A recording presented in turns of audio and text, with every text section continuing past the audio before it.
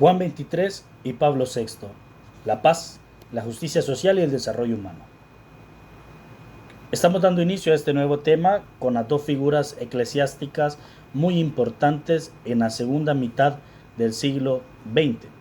La figura de Juan 23, Papa entre 1958 y 1963, y la figura de Pablo VI, pontífice sucesor de Juan 23 entre 1963 y 1978, que muy bien pueden ser conocidos como los padres del Concilio Vaticano II. En esta etapa vamos a retomar muchos puntos importantes en torno a la evolución de la doctrina del pensamiento social cristiano. Entre ellos vamos a encontrar 4 documentos magisteriales importantes. De Juan 23 vamos a escuchar la Mater et Magistra y la encíclica Pacem in Terris. También el panorama preconciliar, que posteriormente Pablo VI vamos a encontrar el panorama postconciliar con 2 encíclicas muy importantes, la Populorum Progressio y la Humanae Vitae. Comencemos con la primera, la Mater et Magistra. La Iglesia, madre y maestra de todos los pueblos, es el título que acuña Juan 23 en el numeral 1 de esta encíclica, donde hace la propuesta de que la Iglesia, frente a las necesidades que la vida diaria plantea a los hombres, no solo que les afecta en el modo decoroso o sustento, sino de las relativas a su interés y prosperidad, sin exceptuar bien alguno a lo largo de las diferentes épocas. Estamos 30 años después de la relectura que hizo la 40º año de Pío XI de la Rerum Novarum, después de haber transitado una etapa de la historia de la humanidad con muchos acontecimientos. La Segunda Guerra Mundial entre 1938 y 1945. Ha iniciado la Guerra Fría. La Guerra de Vietnam es uno de los puntos de inflexión importantes de la Guerra Fría, con la famosa conversión de los misiles. Hay procesos dictatoriales a lo largo y ancho del mundo y también surgimiento de guerrillas. Y todo esto que desemboca también en revoluciones en América Latina y muchos acontecimientos más. Es en este contexto histórico, socioeconómico, cultural que la Iglesia, a través de la doctrina social de la Iglesia, reafirma el compromiso de su reflexión y labor en torno a la doctrina social de la Iglesia. La Mater et Magistra tiene muchos puntos importantes que pudiéramos profundizar, que los invito a que la puedan leer, un documento muy interesante que nos va a llenar de mucha satisfacción y es de lectura adecuada para la circunstancia. Primero vamos a centrarnos en un elemento importante a la luz de estos acontecimientos importantes, donde la doctrina social de la Iglesia reafirma el compromiso de su reflexión sobre el bienestar del hombre, atendiendo a esas nuevas exigencias que la historia presenta. Uno de los temas muy importantes del pontificado de Juan 23 es el tema de la paz.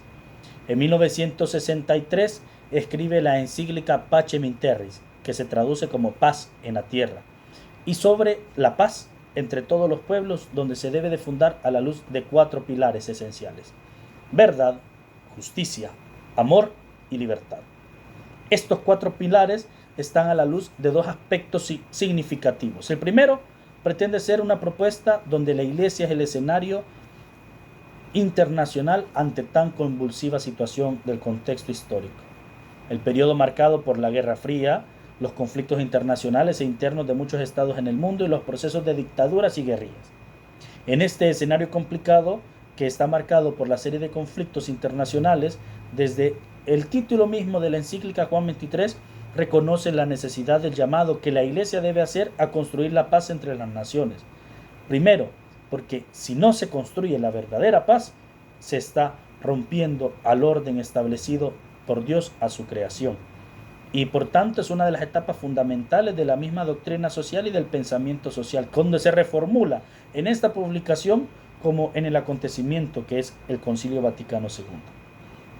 Otro de los elementos importantes que podemos ver a la luz de esta encíclica es el tema de los conflictos armados, que más allá que precedente al tema de la Primera Guerra Mundial, vemos que en esta segunda mitad del siglo XX, después de la Segunda Guerra Mundial, la cuestión social adquiere un modo donde nuevos horizontes y por tanto una nueva exigencia para la Iglesia, promover más caminos en torno a la unificación de metas y criterios de la comunidad internacional. En este contexto histórico también hay una renovación de la iglesia, o en palabras de Juan 23, un ayornamiento, es decir, una puesta al día de la iglesia. ¿Y cuál es esta situación? Vemos de que uno de los elementos importantes del pontificado de Juan 23 es el tema de la convocatoria e inauguración del 21º concilio ecuménico de la historia de la iglesia. En este concilio vamos a tomar cómo hay una misma concepción de la doctrina social de la iglesia, donde modifica las fuentes de la inspiración de la misma, es decir, una nueva relectura de la situación. Un método distinto, donde se varían los destinatarios, y donde todo esto va a desembocar en la continuidad que le va a dar Pablo VI en la descentralización de la doctrina social de la iglesia. En esta línea el pensamiento evoluciona la doctrina social de la iglesia y va a tener más coherencia en los aspectos tomados de la mano como herencia del testamento espiritual de Juan 23 y que Pablo VI lo lleva a feliz término. Y así podemos entender la situación de Pablo VI y el tema del desarrollo humano. Siempre manteniendo la línea coherente que heredó Pablo VI de Juan 23, sigue ese camino en donde da continuidad y clausura el Concilio Vaticano II. Pero hace una propuesta personal porque él, siendo filósofo de la corriente personalista, propone donde hay dos aportes importantes a las encíclicas sociales. Populorum Progressio, que se traduce como El progreso de los pueblos, escrita en 1967, y Humane Vitae, la vida humana, donde el interés está centrado en el tema de la dignidad de la persona humana y donde busca el bienestar integral. Estos son los dos temas importantes que desarrollan, donde se contrapone el tema del desarrollo contra el subdesarrollo. En este contexto del posconcilio, Pablo VI viene y retoma la gran crisis posconciliar dentro de la iglesia. Vemos de que las grandes inquietudes que plantea y que son el camino que se recorre desde que lo asume, donde podemos entender cómo retoma el posconcilio Pablo VI. Se convierte primero en una exposición doctrinal sobre la esencia de la iglesia. Segundo, replantea la renovación interna de la misma iglesia a la luz de las preguntas: Iglesia, ¿quién eres? Iglesia, ¿qué dicen de ti? E iglesia, ¿qué dices tú de ti misma? El tema de la unidad de los cristianos es uno de los temas muy importantes. El diálogo de la iglesia con el mundo de hoy, que es la apertura y la puesta en línea del Concilio Vaticano II. En este punto es el que va a marcar el aporte más significativo del pensamiento social cristiano, porque va a dar origen a este documento muy importante que se llama La Populorum Progressio, escrita en 1967 sobre el desarrollo de los pueblos, donde se centra concretamente en la relación entre las naciones y la búsqueda del desarrollo humano. Llega a afirmar Pablo VI que el verdadero desarrollo humano es cuando se alcanza la paz. En este contexto, la Populorum Progressio se le va a considerar, y hasta la fecha sigue siendo, como uno de los documentos más importantes del pensamiento social cristiano y de la doctrina, porque representa esta evolución que a lo largo de estas décadas ha traído el pensamiento. ¿Por qué? Porque el contenido es complejo. Pablo VI, sabemos, analiza el tema de la desigualdad de la situación de las naciones en términos de condiciones y posibilidades para caminar en el rumbo del desarrollo. Sabemos de que es un tema complejo, donde no ha sido abordado de la manera en la que lo hace un papa en su encíclica social. El tema del desarrollo de los pueblos y de aquellos que se esfuerzan por escapar del hambre, de la miseria, de las enfermedades endémicas, de la ignorancia, donde buscan una amplia participación en los frutos de la civilización del amor, como le gusta llamar a Pablo VI y acuña ese término, donde hay una valoración más activa de las cualidades humanas, donde que se invita a que se oriente con decisión hacia el pleno desarrollo, es observado por la iglesia con atención. Es decir, la iglesia se vuelve garante de estos puntos.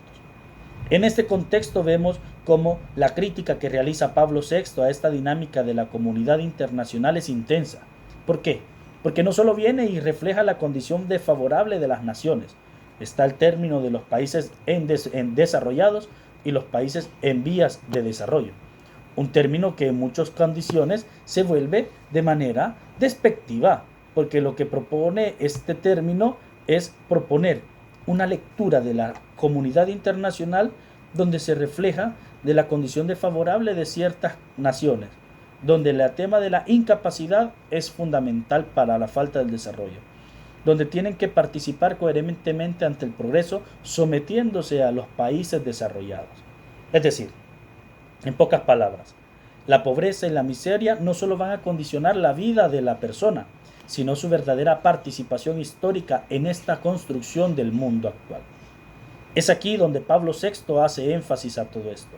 Llama la atención que hay una profundidad en la denuncia que no viene a decir y justificar el tema de la pobreza, sino que lo que invita a Pablo VI es, primero, en el numeral 6, cito textual, verse libre de la miseria, hallar con más seguridad la propia subsistencia, la salud, una ocupación estable, una participación todavía más en las responsabilidades fuera de toda opresión y el abrigo de situaciones que ofenden su dignidad humana, donde se invita a ser más instruidos. En una palabra, la propuesta es hacer, conocer y tener más para hacer más. Esta es la gran aspiración de los hombres de hoy. Es el avance y es la palabra que da Pablo VI en torno al desarrollo. En el mismo documento va a profundizar la fuerte tema de la condición humana para las naciones más ricas y desarrolladas, donde invita a estas naciones con una economía más estable, con un desarrollo más avanzado, a la cooperación internacional y a fomentar instancias que permitan dichos caminos comunes entre pueblos y naciones del mundo. Es decir, no viene a hacer propuesta de que los pueblos en vías de desarrollo, los pueblos subdesarrollados, tienen que estar sometidos a las grandes potencias, sino la propuesta que Pablo VI hace en este contexto es una propuesta de diálogo, en donde siempre el desarrollo humano se va a alcanzar por medio de la dignidad misma de la persona, y no solamente se va a alcanzar por medio de criterios en los cuales los pueblos subdesarrollados tienen el derecho y la obligación de pagarle a los pueblos desarrollados, sino de que donde busca el bienestar, el pleno de los individuos y de las naciones, y allí es donde se alcanza el verdadero desarrollo. Y por eso, en el numeral 76, Pablo VI afirma: el desarrollo es el nuevo nombre de la paz. Es decir, un pueblo que busca el desarrollo, un pueblo que busca la prosperidad de la economía a nivel de su pueblo, es donde el pueblo va a encontrar la paz. Un pueblo con educación, un pueblo con dignidad, un pueblo con criterios, con servicios públicos de educación, de salud, con servicios muy buenos, de los servicios necesarios fundamentales. Es ahí donde se va a fundamentar la desigualdad social y donde se va a buscar el respeto, que es la paz. La otra encíclica, la Humane Vitae, es una de las encíclicas más controversiales a lo largo de la historia, porque en 1968 Pablo VI habla sobre el tema de la regulación de la vida. En este documento se va a centrar sobre el tema de la vida humana y el bienestar integral de la persona. Aquí vamos a encontrar en este texto cómo Pablo VI va a replantear el tema de una paternidad responsable, donde la Iglesia plantea el tema de los anticonceptivos, da una línea directriz sobre esto. La dignidad misma de la persona se fundamenta cuando se respeta la vida humana desde el momento mismo de su concepción y se respeta hasta el momento último de la vida humana. Aquí Pablo VI está proponiendo la lectura del tema de los controles de natalidad que se tienen que hacer con criterio, con avance científico y no solamente hacer por hacer, donde siempre se va a respetar a la persona humana de forma integral y no solamente de forma particular y egoísta.